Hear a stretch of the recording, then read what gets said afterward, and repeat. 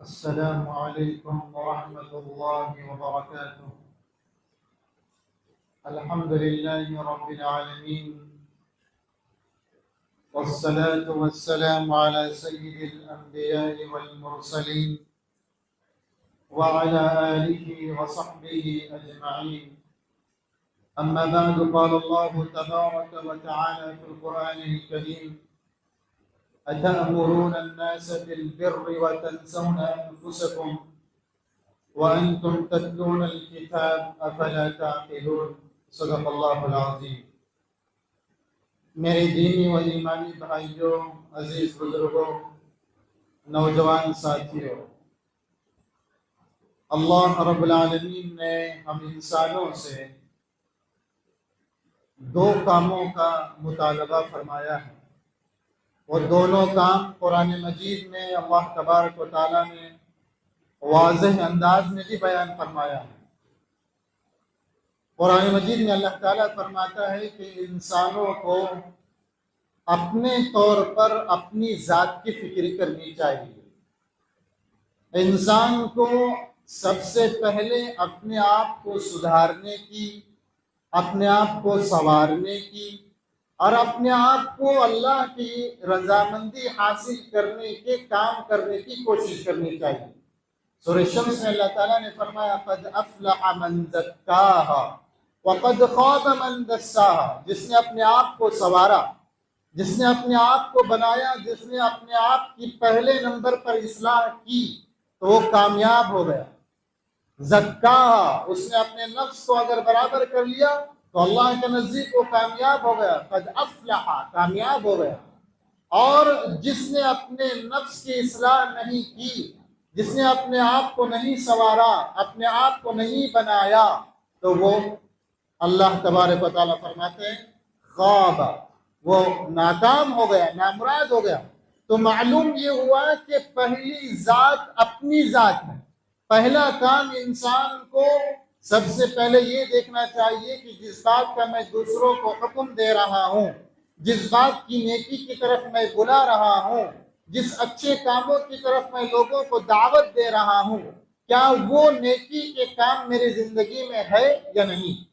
اللہ تبارک و تعالیٰ کو بڑا غصہ آتا ہے اس انسان پر جو دوسروں کو اچھے کاموں کا حکم کرے اور خود برائیوں میں ملوث رہے. قرآن مجید میں اللہ تبارک و تعالیٰ نے شکایت فرمائی: یا ایھا الذین آمنوا لم تقولون ما لا تفعلون کبر مقتا عند اللہ علی ما لا تفعلون.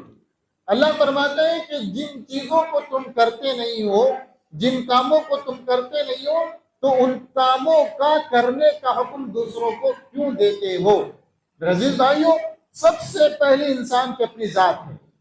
انسان آج جگہ جگہ ہم دیکھتے ہیں کہ اصلاح معاشرے کے نام سے، الگ الگ عنوانوں سے انسانوں کو سائدے راستے پر لانے کے لیے، انسانوں کو سیدھے راہ پر لانے کے لیے الگ الگ کانفرنس کیے جاتے ہیں، الگ الگ جلسے جلوس منائے جاتے ہیں. اللہ تبارک و تعالیٰ نے اسے دوسرے نمبر پر رکھا ہے.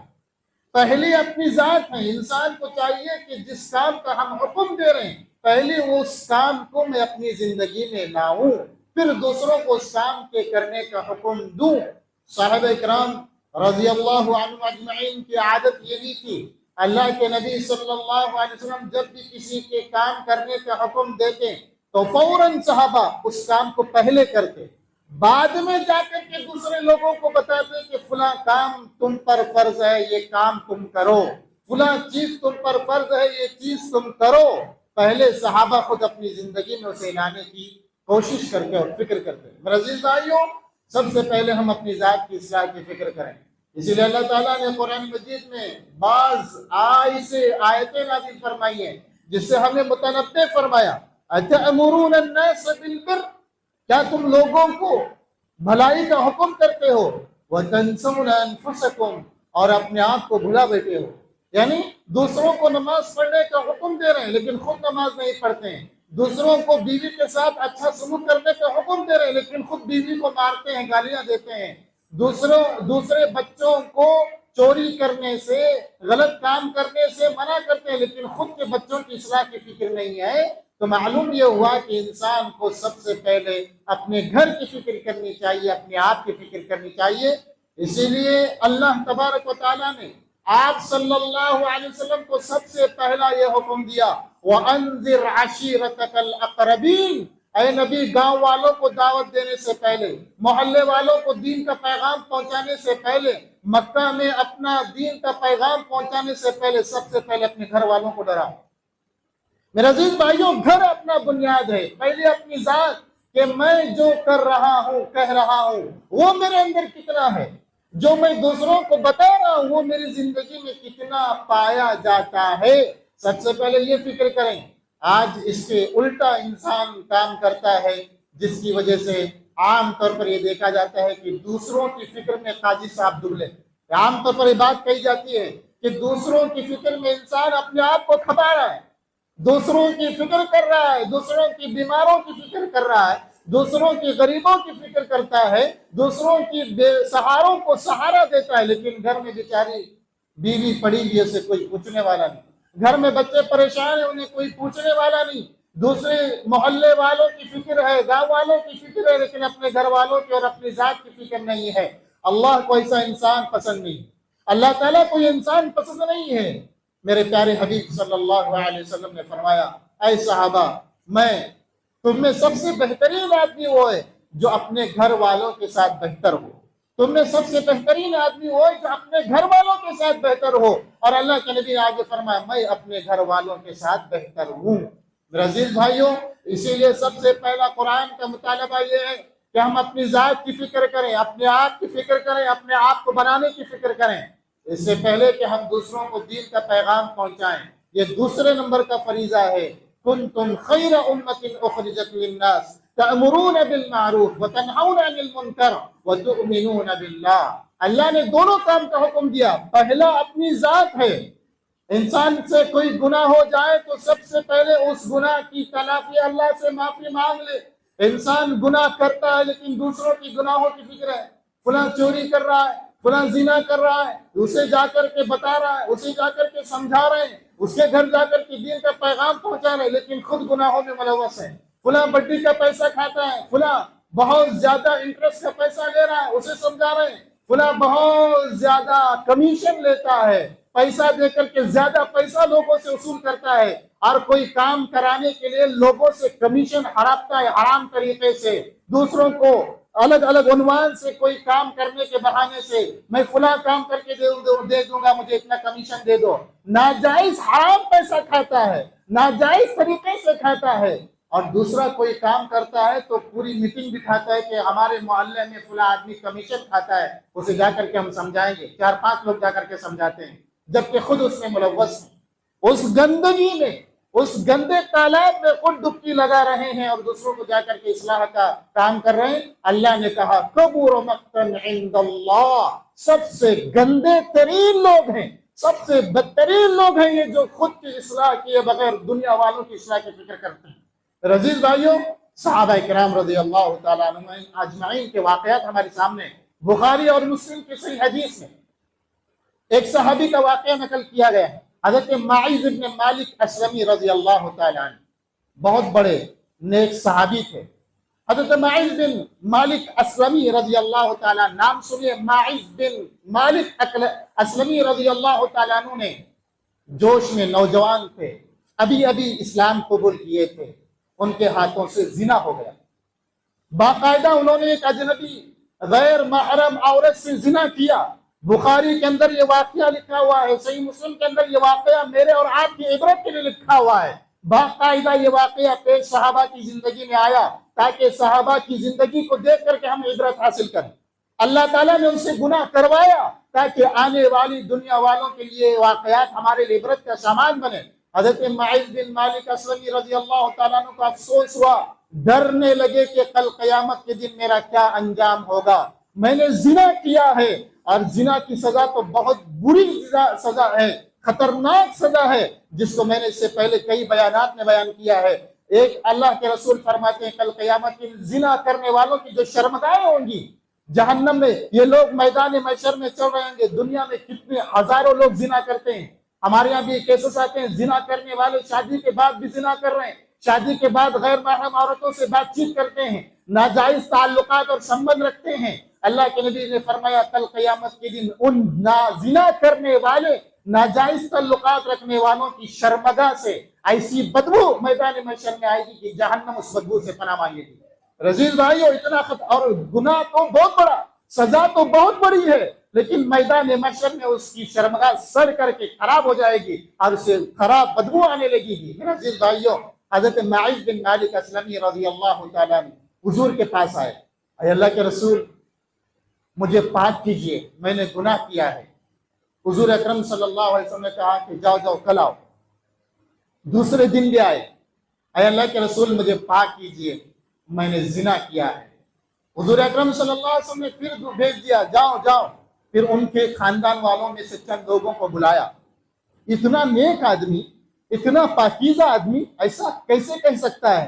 حضور صلی اللہ علیہ وسلم سمجھ رہے تھے کہ دماغی کوئی خرابی بھی ہے، تھوڑا سا پاگل پنا ہوا ہوگا، اس لیے اصلاح کہہ رہے ہیں۔ تو ان کے خاندان کے چند لوگوں کو، ان کی قوم کے چند لوگوں کو بلا کر کے پوچھا کہ معاذ ایسا کہہ رہے ہیں کہ انہوں نے زنا کیا ہے، کیا ان کا دماغ ٹھکانے پر ہے؟ ان کا دماغ صحیح ہے؟ تو قوم کے لوگوں نے کہا کہ ہاں اللہ کے رسول ان کا دماغ ٹھکانے پر صحیح ہے۔ پھر تیسری مرتبہ جب تیسرے دن حضرت معاذ بن مالک اسلمی رضی اللہ تعالیٰ عنہ آئے تو کہا اللہ کے رسول میں نے گناہ کیا ہے، مجھے پاک کر دیجئے، میں نے زنا کیا ہے، مجھے پاک کر دیجئے۔ اللہ کے رسول صلی اللہ علیہ وسلم نے کہا ذرا سوچو معاذ، تم نے گناہ کیا ہے کہ عورت کو دیکھا ہے، یا عورت کو پکڑا ہے، یا عورت کو بوسہ دیا ہے؟ کیا کیا ہے تم نے؟ تو حضرت معاذ رضی اللہ تعالیٰ عنہ کہنے لگے اللہ کے رسول میں نے سچ میں زنا کیا ہے، مجھے پاک کر دیجئے، دنیا کی سزا دیجئے، مجھے آخرت کی سزا بھگتنے کے اندر میرے اندر طاقت نہیں۔ یہ ڈر پیدا ہوا، یعنی سب سے پہلے صحابہ اپنی اصلاح کرتے تھے، گناہ ہو جاتا تھا تب بھی جا کر کے اللہ کے نبی کی خدمت میں حاضر ہوتے تھے۔ ان کو معلوم تھا جو شادی شدہ زنا کرے گا اللہ کے نبی صلی اللہ علیہ وسلم کا حکم ہے اسے پتھر مار کر کے مار دیا جائے گا، یہ سزا ان کو معلوم تھی۔ لیکن آخرت کی فکر اور اپنی ذات کی پہلے فکر کی، میری ذات اگر بچ جائے گی تو قیامت کے دن اللہ مجھے نہیں چھوڑے گا۔ میرے بھائیو، اللہ کے نبی صلی اللہ علیہ وسلم نے صحابہ کو حکم دیا، ایک کھڈا کھودا گیا، اس میں ان کو ڈالا گیا اور مار مار کر کے ان کو شہید کر دیا، مار مار کر کے ان کو قتل کر دیا گیا۔ میرے عزیز بھائیو، معلوم یہ ہوا صحابہ سب سے پہلے اپنی ذات کی اصلاح کی فکر کرتے تھے۔ گناہ ہو جاتا تھا، دوسرے لوگ کیا کر رہے ہیں، کیا گناہ کر رہے ہیں ان کی فکر ہے، لیکن اپنے گناہوں کی طرف نظر نہیں ہے، یہ بالکل غلط ہے۔ میرے بھائیو، ایک عورت بھی اللہ کے نبی صلی اللہ علیہ وسلم کے پاس آئی، یہ بھی صحیح مسلم کے حدیث میں ہے۔ غامدیہ خاندان کی ایک عورت اللہ کے نبی صلی اللہ علیہ وسلم کے پاس آ کر کے کہنے لگی اے اللہ کے رسول میں نے زنا کیا ہے۔